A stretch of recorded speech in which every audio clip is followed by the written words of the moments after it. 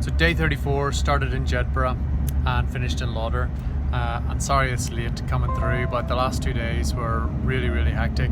And on day 34 in the morning I was already having a lot of back pain, so through the day I was really just concentrating on getting my head down and getting through it, and missed a few opportunities for photos and videos along the way, but we got some really good stuff. Crossing the River Tweed, we had loads of support along the way on day 34, lots of really cool banners as always. And at the end of the day, I couldn't have been happier to see the Lauder sign and the fire brigade stood waiting for us as we came into the town.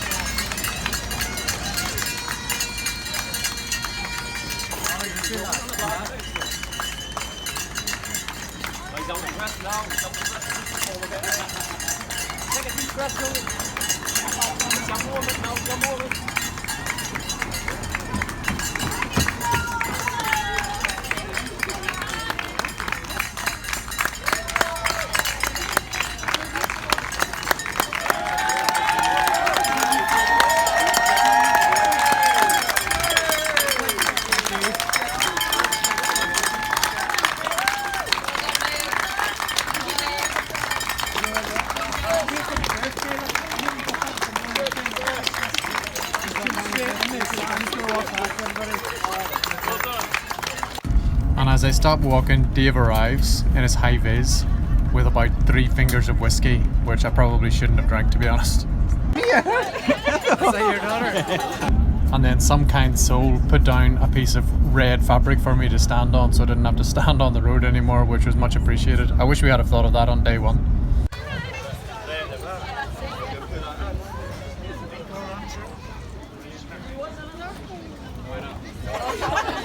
And no sooner than I had drank Dave's whiskey than another one arrived from a local bar. So I'd had about 4 whiskies in about 40 seconds. It took about another 2 minutes before it entered my bloodstream and I started to feel drunk. Not great after you've just run 26 or 7 miles.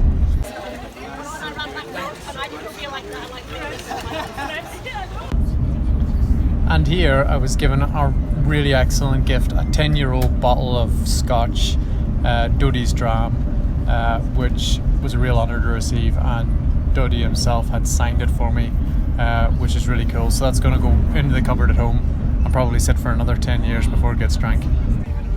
By this point the alcohol that I drank was starting to disappear into my bloodstream, and I was chatting to the garrison commander of Edinburgh Castle shortly after this and doing my best to try and look as sober as possible and not to fall over sideways. He'd maybe be able to tell you whether he noticed or not, or whether I did a good job of covering it up.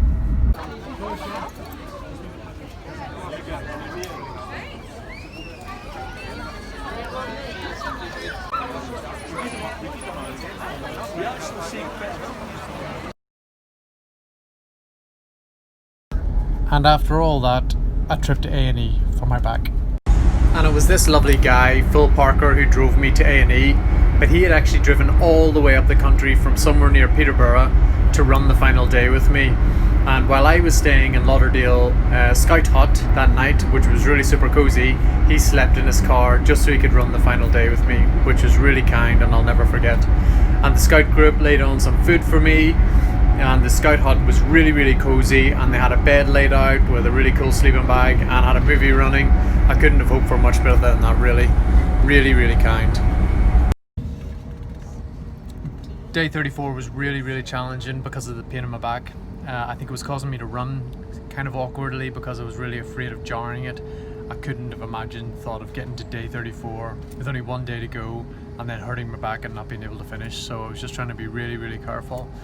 In the end I didn't even get to see a doctor in A&E. We waited for quite a long time, and I just thought, you know what, paracetamol and Brufen and just grit my teeth and get through the last day.